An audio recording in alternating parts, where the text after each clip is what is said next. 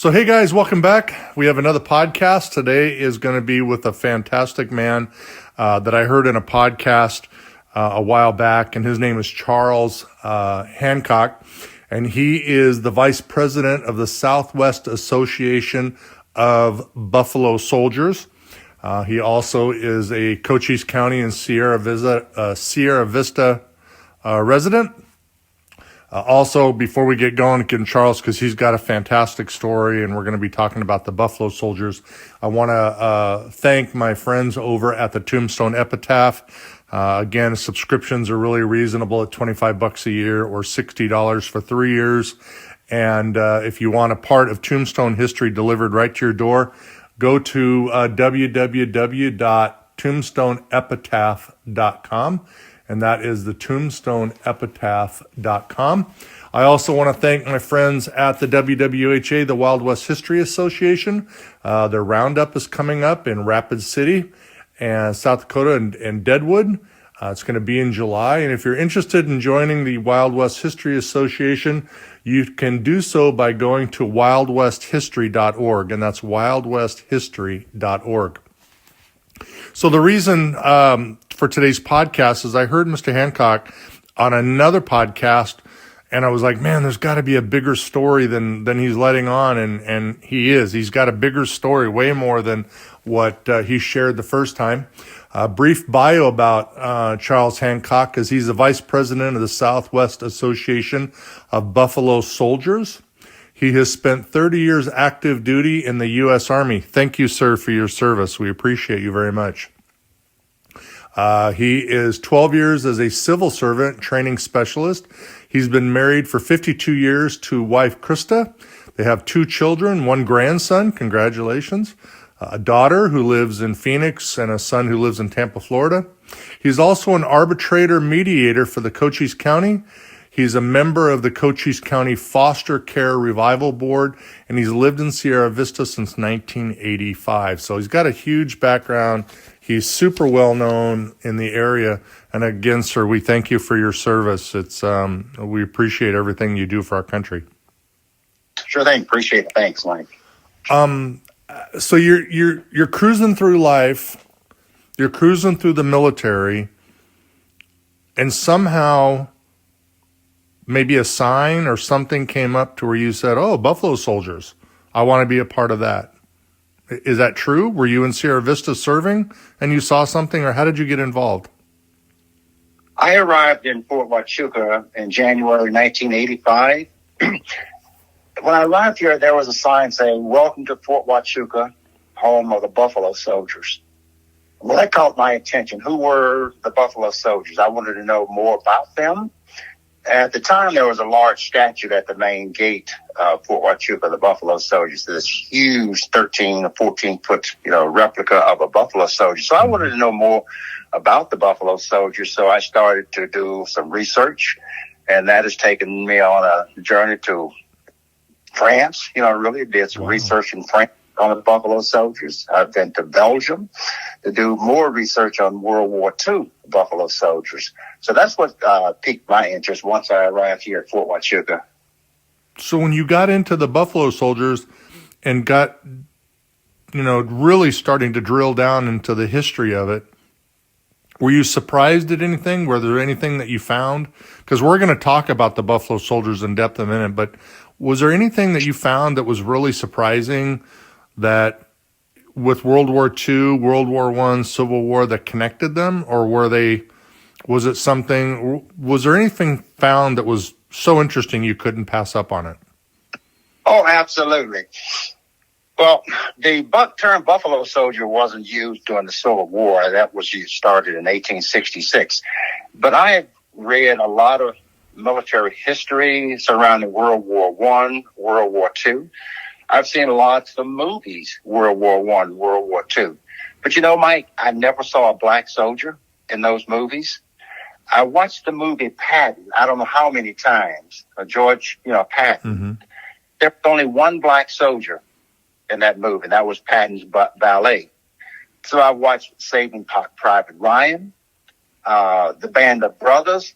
There were never any black soldiers in those movies. The D-Day invasion. I had heard that there were no black soldiers on Omaha and Utah Beach. Well, that's not true. Mm-hmm. There were plenty of combat soldiers participated in D-Day. So I don't know why the United States decided to leave all of those stories of the African-American soldiers out of the history books or whatever, but they played an important role in winning World War I as well as World War II. And I wanted to delve into that and see for myself, what was happening. Not taking third-hand, accounts. I wanted to see firsthand. That's why in 2018, that was the anniversary of the end of World War I. And I really didn't know what to expect, when I thought I would hear a lot of dignitaries talking about the battles. But when I arrived in France, this group, they wanted to talk about the 365th and the 370th Infantry Regiment. Those were African-American regiments. That's who this group that I participated in. Those are the soldiers they wanted to talk about, and the participation that those soldiers contributed in the villages and the towns that they served. And actually they erected a monument in France in honor of the black soldiers. And this is the only monument that's dedicated to African Americans in all of Europe for World War I. It's located in France. And I did the same thing in Belgium to check on the Battle of the Bulge. So, wow. So they were left out of history almost on purpose, because it's too many movies and too many people that are involved in history, and yet the African American soldier is left out of history. Oh, absolutely. Is it getting easier as time goes on and attitudes change and generations pass away? Is it getting easier to talk about it? Is it getting more acceptable? Is African American soldiers now becoming more to the forefront? I've had the opportunity to talk to a lot of descendants of even the Buffalo Soldiers. And a couple of weeks ago, back in January, I was in Nogales, and I'll talk about that more during the podcast here. So when I go to Nogales, Arizona, mm-hmm. starting in 1985, once I arrived here at Fort Huachuca, sure, I saw a lot of Mexicans, okay, but it never dawned on me that a lot of those descendants of Buffalo Soldiers still live in Nogales, Arizona today. And we had a celebration there the first weekend in January, and almost every place I went, they introduced themselves. So, hi, I am the grandson or granddaughter or the great grandson or granddaughter of a Buffalo Soldier. That gave me a different perspective of the Buffalo Soldiers here in the state of Arizona. I learned more about, them, within the last, month or so. Wow. So let's dig in a little bit to the history of the Buffalo Soldier. You ready? Sure thing. Okay. The term Buffalo Soldiers, mm-hmm. there is a lot of discussion about the name, and you and I spoke about the name, whether it's the type of hair or the appearance that they look like buffaloes, that they fought with tenacity and strength. I choose the latter one, and correct me if I'm wrong, where, the men wore thick buffalo hide coats in the wintertime, and their pride and their fighting strength, the Indians and Native Americans said they look like buffalo soldiers. They look like buffalo. Is that true, or am I way off? No. You're not way off. Because most of what we know about the term Buffalo Soldiers is really oral history. So I would like to share with you a story that was actually written by a 10th Cavalry company commander. Please do. Okay, and this story involves a Buffalo Soldier of the 10th Cavalry by the name of Josh Randall. Randall had been assigned to escort 2 civilians on a buffalo hunt. So shortly after the 3 men departed the installation, they were attacked by approximately 70 Cheyenne Indians.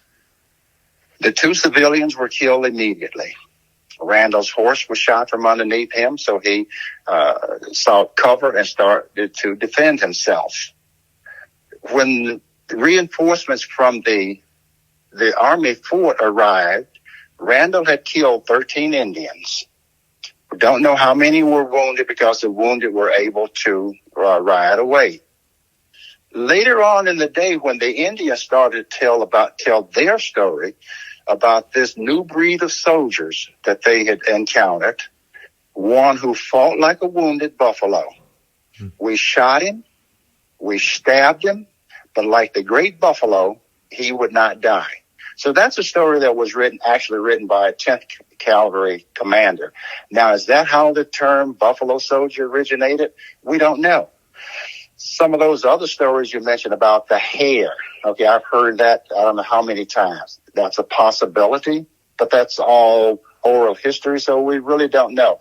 Mm-hmm. I, like you, agree with the fighting tenacity that the soldiers displayed or whatever. That's probably why they were given that name, Buffalo Soldier. And since the buffalo was a sacred animal, to the Indians, the soldiers of the 10th Cavalry did not take that as a derogatory term. So in the 1800s, 1890s, all four colored regiments, they adopted the nickname Buffalo Soldiers, and I've never heard of any of them complaining about that name. Okay. Mm-hmm. Well, it makes sense. As they moved on and they were named Buffalo Soldiers, they began to form true, and because I'm not in the military, so I'm going to expect you, sir, to say, again, correct me if I'm wrong, because that's the way I learn, is by being corrected.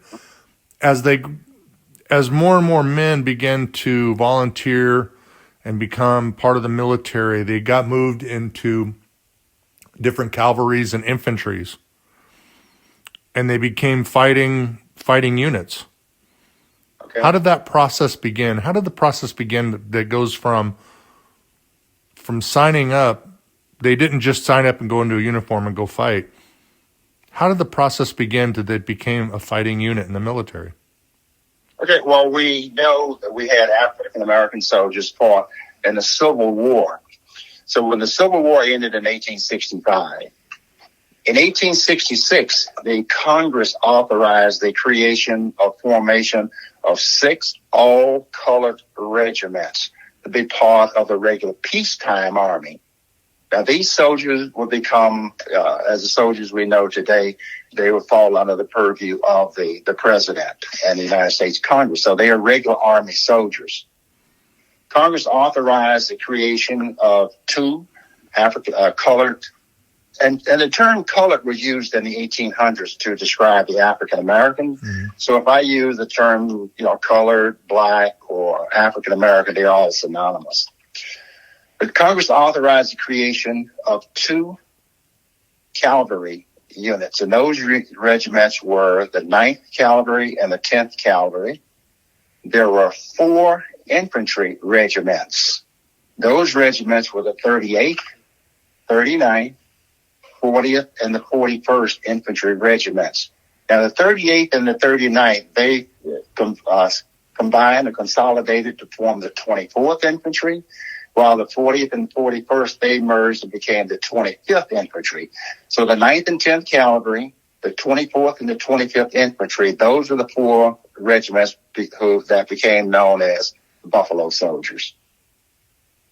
But I'm sorry, go ahead. Go ahead. No. I thought you were taking a breath for dramatic effect. Okay.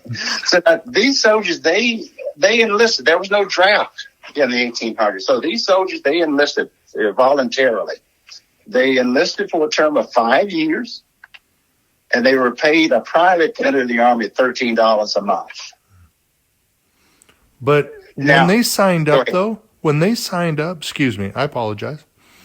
Sure. When they signed up, they thought that they were signing up, they were going to be given their freedom, that they were going to have shelter, uniforms, correct, clothing, food. Sure. Mm-hmm.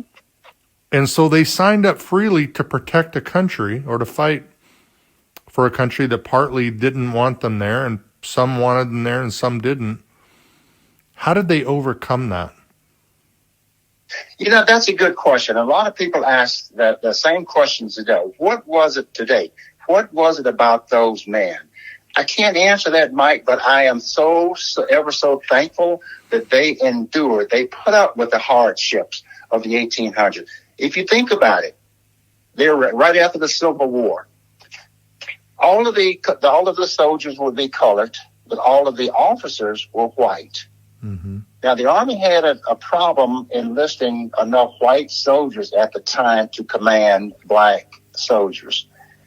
A lot of the soldiers, they felt that they would be chastised or made fun of by their superiors or supervisors or friends if they commanded black soldiers. A lot of the soldiers, the officers that did enlist, they were primarily Southern soldiers or Southern officers, and they treated these soldiers very, very harshly. So what they did and how they endured, it's amazing even to today what they endured, what they went through. And they were lied to, because there was a discussion or a part that I read in my research for you and today, is that they were lied to. They were promised their freedom only for an officer to turn around and say, nope, you're not getting your freedom. Well, Mike, it's the same thing during that period of time, what we call the Indian Wars, and I think it should be called the Apache, wars. Mm-hmm. See, the Army did the same thing with the Apache. They enlisted the Apaches as scouts, promising them their freedom, a lot of, rewards and everything.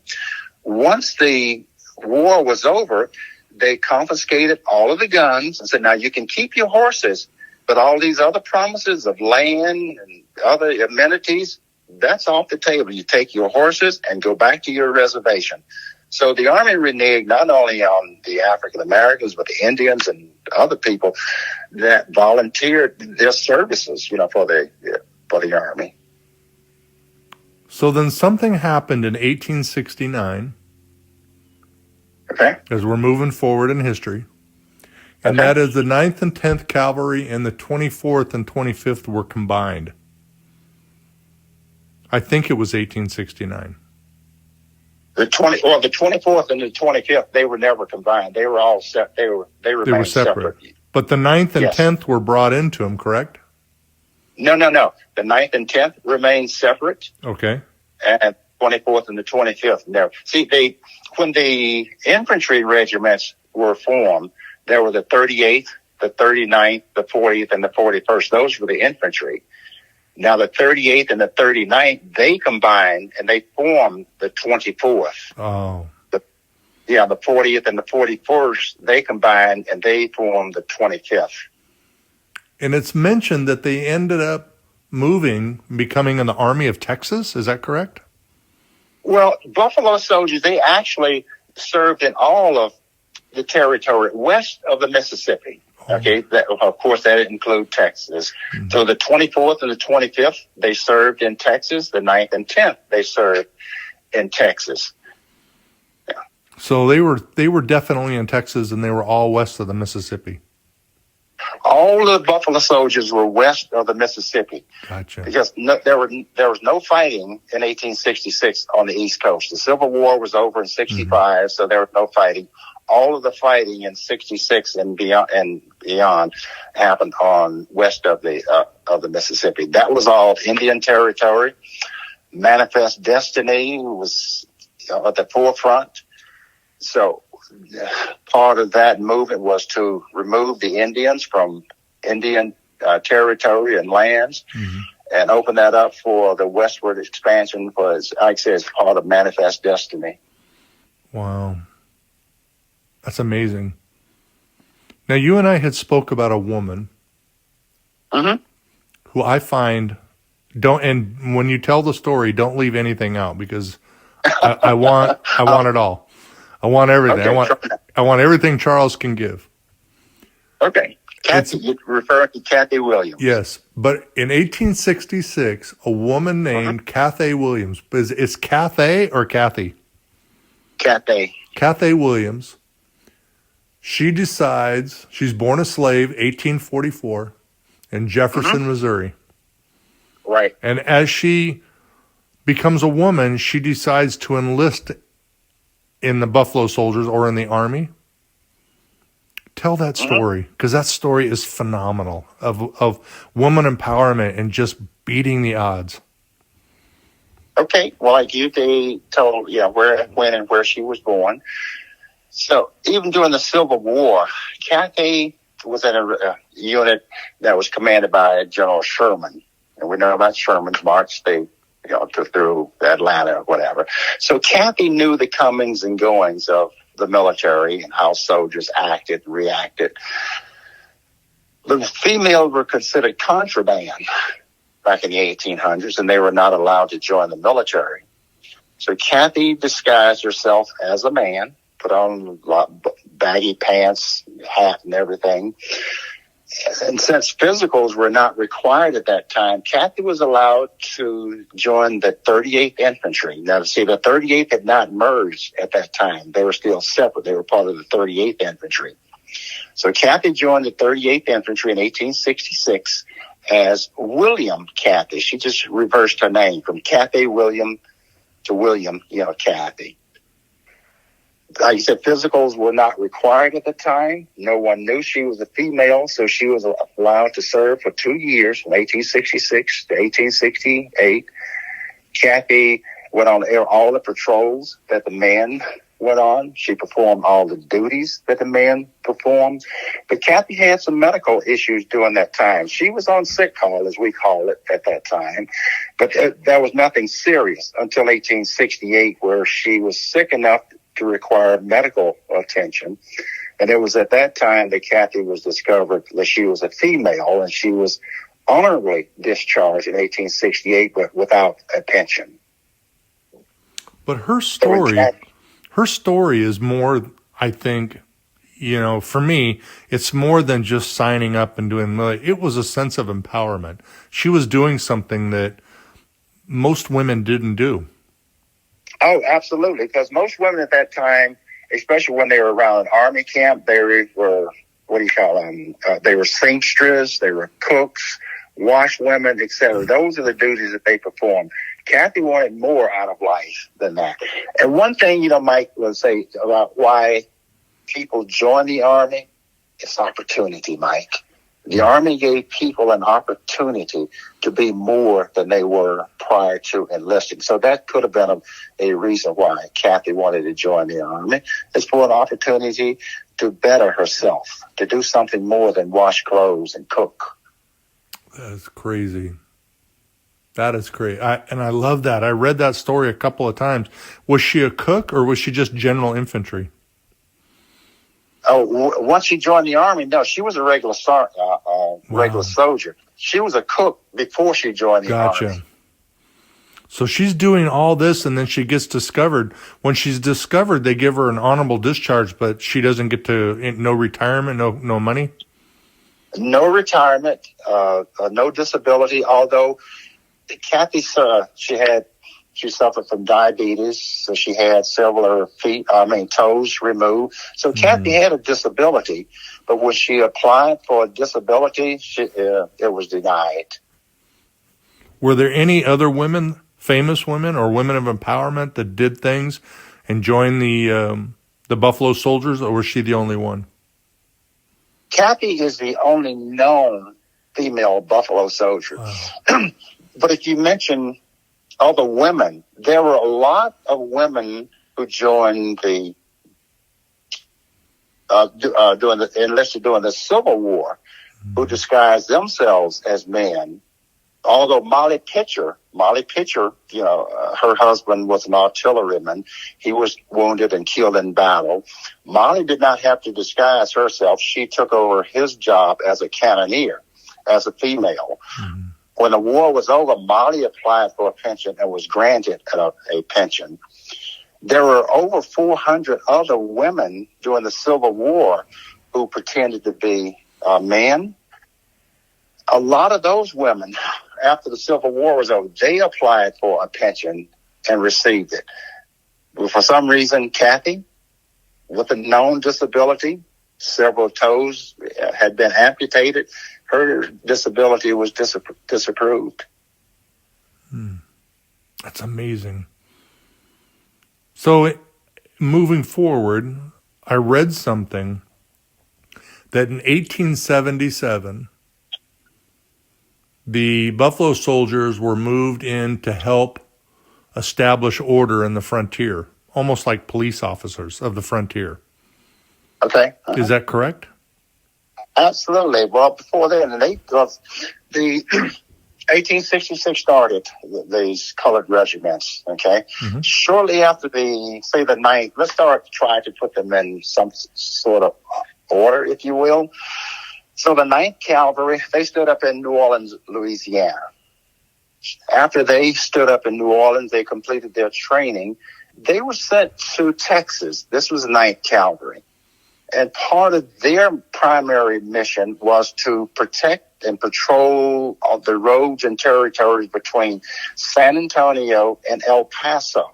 Now, that's a long stretch of territory. That was part of the 9th original assignment, to protect, those roads and territories from El Paso to San Antonio. Now, the 10th Cavalry was also in Texas, along with the 24th and the 25th, but they all had different roles, at that time. But they were taking care. My head is spinning. You got my head spinning, Charles, because there's so much that they did, and they did so without. That's the part that boggles my mind, is they did so without question. And I know that men that may be listening in the military said that's what the military, they're patriots. They're so patriotic that they just put themselves, put country first. And if I'm wrong, let me know that I'm wrong. But you're right so far. But I'm blown away at a country that really didn't want them, but some did and some don't. And they just went in and did this. They just, they went in and fought for their country, and they did so patriotically. There were people that won some amazing awards. I read about a man, and let me know if you can tell the story. His name was August Wally, and he was a Spanish-American War Medal of Honor winner. Okay. Do you know about him? Okay, well, the Spanish-American War, we'll fast forward to 1898. Oh, okay. Spanish-American War, okay? Sure. So that was Teddy Roosevelt's war, right? The charge up San Juan Hill. Okay, so it was July 1898, Spanish-American War. All 4 regiments of Buffalo Soldiers, the 9th and 10th, 24th and the 25th, they were all at San Juan in Cuba. That's the only time all 4 regiments actually fought together, the Spanish-American War. Teddy Roosevelt, who was a colonel at the time, his mission was to secure Kettle Hill. Let me repeat that. It was Kettle Hill. So when the battle unfolded, the color sergeant, that's the guy who carries the unit's flag, who's always out front leading the unit, he was mortally wounded, killed. George Berry, who was the color sergeant for the 10th Cavalry, picked up the colors of the flag for the 3rd Cavalry. And George Berry led Teddy Roosevelt, the Rough Riders, and the 10th Cavalry up Kettle Hill. Once Kettle Hill was secured, Roosevelt turns his attention to now San Juan Hill, where there's a battle going on San Juan Hill. The soldiers of the 24th and the 25th Infantry, they are on San Juan Hill. And there was a private by the name of Thomas Butler, who was one of the first soldiers to reach the summit of Kettle Hill, enter the blockhouse, and capture the Spanish flag. Buffalo Soldiers. There were 6 Buffalo Soldiers who received the Medal of Honor during that battle. And what were all their names? Oh, I don't remember all of their names. So because I skipped forward, I have a feeling I left out some history in the middle. Do you want to? Oh, absolutely. Do you want to fill that in? Because anyway, somebody's going to say there's a hole. There's a hole in this podcast. Fill in that history. You got all the time. Well, from 1866 to 1898, yeah, there's a long gap, there. You missed, let's see, where do we want to start? I'm going to leave it to you. Yeah, okay, I mentioned there were 18 Buffalo soldiers who were awarded the Medal of Honor. Right. 3 of those soldiers received their Medal of Honor here in the state of Arizona, so I can talk about those 3. The first one, his name was Isaiah Mays, and there was Sergeant Benjamin Brown. Those were both in the same unit. So this happened, like say, 1887, whatever. The paymaster, Major Joseph Wham, he was riding between Army posts at Fort Grant and Fort Thomas in present-day Safford, when a group of bandits led by the mayor of Safford at the time and several of his buddies, they ambushed the payroll. So there were 11 Buffalo soldiers. They were guarding, the payroll. One of these men was Isaiah Mays, and the other one was Sergeant Brown. Both of these men were wounded, during that battle. Mays was shot in the leg, both legs, but yet he was able to walk, run, crawl for over 2 miles to notify the nearest ranchers that there was an ambush going on. So for his dedication, his participation in that battle, Mays would receive the Medal of Honor. His friend, Sergeant Benjamin Brown, was also wounded twice. He was wounded in the abdomen, shoulder, whatever, and Major Wham had to order him off the battlefield. He was, so severely wounded. So those 2 soldiers received their Medal of Honor here in the state of Arizona. The 3rd soldier's name was William McBriar. McBriar actually won his fighting Indians in the San Carlos Indian Reservation. So those 3 Buffalo soldiers were awarded the Medal of Honor for service here, specifically in the state of Arizona. Wow. There's got to be more. That can't be it. You got me right on the edge of my seat. Anything else happen in Arizona with the soldiers?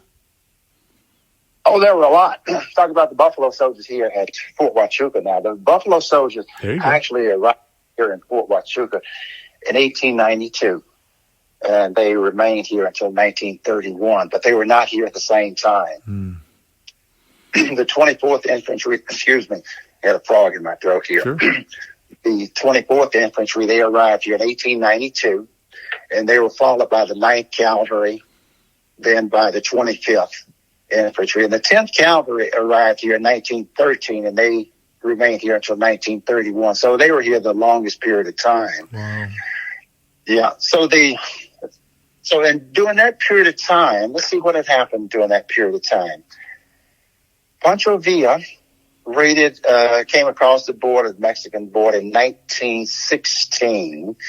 It raided a town in Columbus, New Mexico, killing about 11 civilians there. The Mexican government authorized the United States to cross the border, the Mexican border, and pursue Pancho Villa. That expedition was led by Blackjack Pershing. Charles Young was the 3rd African-American cadet to graduate from West Point. Charles Young was stationed here at Fort Huachuca. So he was a part of the 10th Cavalry. They rode from Fort Huachuca all the way over to Columbus, New Mexico, where they met up with Blackjack Pershing, crossed the border into Mexico, and they spent approximately a year chasing Pancho Villa.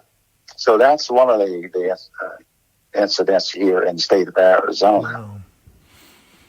The Buffalo Soldiers, as they moved into the 1900s, still were serving in both World War I and World War II, correct? Correct, yes. And then as they moved into World War I, was there still any problems with the serving? Because I read that the French were almost an open arms, welcome. Uh-huh. But other soldiers in other areas not so welcome. Is that correct? Okay. So 1917, I believe the American Expeditionary Force went into France to serve in World War I. Mm-hmm.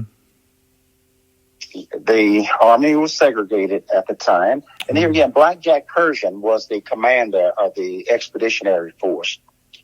Blackjack Pershing had served with Buffalo Soldiers of the 9th and 10th Calvary. So Pershing knew the fighting capacity and the tenacity of the Buffalo Soldiers.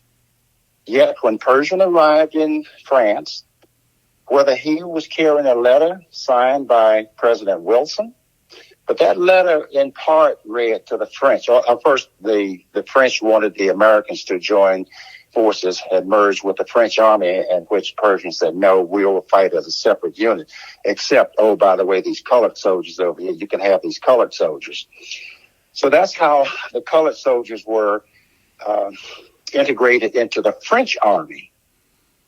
They retained their American uniforms, but they wore the blue French helmets.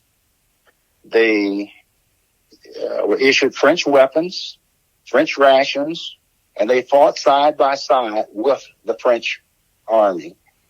They were the forward guard for the French army. They were the first Americans to win one of France's highest military award, which is called the Croix de Guerre, or the Cross of War. These men served the longest number of days in combat than any unit in World War I. They were on the battlefield for 6 consecutive months without any rest or recuperation. What else about these guys? Amazing. Is there anything in between? Because I don't want to leave anything out. And hopefully, and just so you know, we're almost at 40 minutes. It goes by fast. Yeah. Okay. And I'm hoping, if you guys are listening, that I can talk and sweet talk Mr. Hancock into coming back to do this again. Because see, there's so much, Mike. Each I know one of these individuals I talk about can take over an hour just for one story. Well, and that's the thing, is that there's so many stories, and it's going to sound like cliche, of like awesomeness, amazing service, and I've got questions, but I know that we're leaving out a ton of it in this one, and hopefully you'll come back and do it again, I hope. Sure thing. Because there is so much history there that needs to be shared in the one spot, and we're trying to do enough of it as we can within the first 45 minutes or so. Well, what we can do probably, if we want to focus on one individual, like the first African-American cadet Yes. to graduate from West Point, 1887, Henry Flipper. Henry Flipper became the first African-American officer in the peacetime army. So there's an excellent story about Henry Flipper. Well, and there's so many amazing. I was reading about, where the heck is he? I was reading about a man named George Jordan, Sergeant George Jordan. Right, Medal of Honor recipient. Company K and a Medal of Honor winner. Can you tell us about him? I don't know that much about Jordan. There were 2 of those soldiers, Sergeant Jordan, excuse me, and Johnson. Both of them were 9th Calvary. Now, I did not dig deeply into their actual battles. And I think that battle took place in Montana. I did not delve into those two individuals. That's all right. Well, listen, if you're going to come back, we'll do plenty of those. I was actually thinking about, you and I talking and we getting together actually and going down a list of, 10 amazing men who served or women that served during the period, and breaking down each of their stories. Okay. When we can do that. When we moved into, we're going to go forward into World War II. World War II. Okay. When was it signed? When was the paperwork signed that we're going to disband the Buffalo Soldiers because we're ending segregation? Well, in 1948, that's when Truman signed the executive order eliminating segregation in the military, 1948. And then I thought he signed it, but it took a full 3 years for it to finally go into effect. Well, that's true because nothing happens overnight in the military. So it took time for all of those units to be disbanded and merged into other units. So the last segregated unit was not disbanded until, I think, 1951 or 1953 in Korea. That's when the last segregated unit was. So, yeah, it took from 48 to 1950. On my notes, I have 1953 is when the last Probably so. unit. Probably so. I'm going to go with your notes because you're going to be. I'm always going to side with Charles Hancock. But did they want it? Did the soldiers want it, or were they proud to be in the Buffalo Soldiers as a unit? Did they want Did they want it to end? And I get that it was end of segregation, and that part is important because then you're more of an equal. But did they want it to go away? Or were they so proudful that the men thought, I don't want this to stop? Well, that's the $64,000, question, Mike. The soldiers wanted to serve in an integrated unit. They did not want to serve in a segregated unit. So they wanted to be integrated. But it was the Army who was a stumbling block. See, in 1941, this is prior to 1948, of course, the 9th and 10th, now those were cavalry regiments. They were officially disbanded in, I think, Fort Leavenworth, Kansas. That was in 1941, okay? Mm-hmm. So even after 1944, see, World War I and World War II, 44 to 46, the soldiers of the 92nd and the 93rd, they still carry that name, Buffalo Soldier. They were proud to carry that name, Buffalo Soldier. But when the segregation ended, the 92nd and the 93rd, they were disbanded, and all those soldiers, they were merged into other units. So there was no more a 92nd or a 93rd or a Buffalo Soldier unit after 1948 or 53. So we're at 42 minutes. Okay. We probably got another 15 minutes or so, or 10 minutes. As the Buffalo Soldiers were disbanded, somehow the next generation or decades later, they began to form clubs, and you're in a club, correct? The Buffalo Soldiers. What does your group do?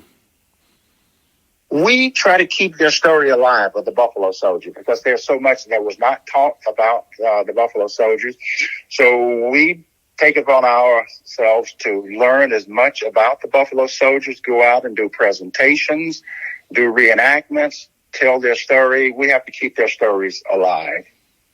Because there are other groups, though, and that's when I even asked you in our pre-interview, there's other Buffalo Soldiers groups, but a lot of those you have to watch for. It could be a motorcycle group or a hog group or something like that. But you really have to make sure we're watching for you, the historic groups. Where can we find you? Like if I said, Mike, I'm Charles, I'd like to join your group. Where can we find you? Okay. Every state in the United States has a Buffalo Soldier organization, whether it's a motorcycle group or a group like mine. We're historic. The motorcycle groups, they broadcast, if that's the word I want to use now, that they are motorcyclists. They ride motorcycles. Those like me, we don't have anything to do with the motor. I mean, we did not have the motorcycle logo, so maybe that's the way that you can determine whether we are motorcyclists or not. Now, there are a lot of people ask me or call me, email me, want to join, the Buffalo Soldiers. So if I receive an email from someone in California, I would recommend them or send them to a California Buffalo Soldier organization or Michigan. Now, we do have soldiers in our organization in Ohio, Michigan, Colorado. But if someone wants to join, I would try to route them to a unit within their state. So when they want to participate in meetings, et cetera, it's more convenient for them to participate in their location. The same thing for guys in Phoenix, as far away as Phoenix. I would recommend those guys to a club in Phoenix, which is closer to them, so they can actually attend their meetings rather than come all the way down to Sierra Vista. Is there, if they wanted to contact you, if they had a question, or in their research, can they do so? Oh, absolutely. We have a website. I'm sorry, go ahead. Yes, we have a website, and I get comments and inquiries almost on a weekly basis searching for information, yes. And you can reach us at our organization is SWA Buffalo, BUFFALO, Soldiers, SOLDIERS.org. SWA BuffaloSoldiers.org. Yes. Mm-hmm. That's it. Because honestly, that's how I got a hold of you, was through messaging through your group. Okay. Mm-hmm. Was there, as we wrap this one up, in all of your research, was there anything that you found or read or located that was so profound it changed Charles Hancock? From my perspective of Buffalo Soldiers, as I mentioned earlier, when I go to Nogales, the people that I meet in Nogales, now that has had a profound impact on me. Now I look at a lot of people there a little differently now, because prior to January of this year, I looked at most of the brown-skinned people as Mexicans. I did not equate them to Buffalo Soldiers. Well, now I have a different perspective of those. I'm doing some research about Camp Naco, if you're familiar with Camp Naco. Uh-huh. So my next project is to see if I can find descendants of the Buffalo Soldiers who were stationed at Camp Naco. Hmm. And for those that don't know, tell us where Camp Naco is at. That's in Bisbee. In Bisbee. It's between Bisbee, I think, Bisbee and Douglas. Or is it closer to Bisbee? It's right in Bisbee. No, it's in Bisbee. So you have Naco, Mexico, and this side of the border we have Bisbee. Okay. Uh-huh. When the Buffalo, I got a million questions in my head. I'm stuck on stuff. I'm not even going to bring it. I won't even bring it up to you guys anymore because it'll make us go too long. Is there any books that you recommend? Because one of the hardest things that I had was going to the library, and I actually found a book called The Buffalo Soldiers, A Narrative of the Black Soldier by William H. Leckie with Shirley Leckie. Okay, right. That would be one that I would recommend. William Leckie, the Buffalo Soldier. That's the one I'm reading now. Is there any other ones out there that you would recommend, especially for somebody that doesn't know? Because I didn't know that you would say, listen, this is a good book for you to read. That's a good book. Another one I would recommend was by Frank Schubert. It's called Black Valor, Buffalo Soldiers and the Medal of Honor. So Frank Schubert, I would recommend that. The book is called Black Valor. Okay. Cornelius Smith wrote a book about the Buffalo Soldier. I don't have the title. I have the book in my garage, so I don't have the title. But if you Google Cornelius Smith Jr., he's one of the foremost authors or authorities on the Buffalo Soldiers. Okay. There's also an author and Buffalo Soldier historian lives in Tucson. His name is John Langolier.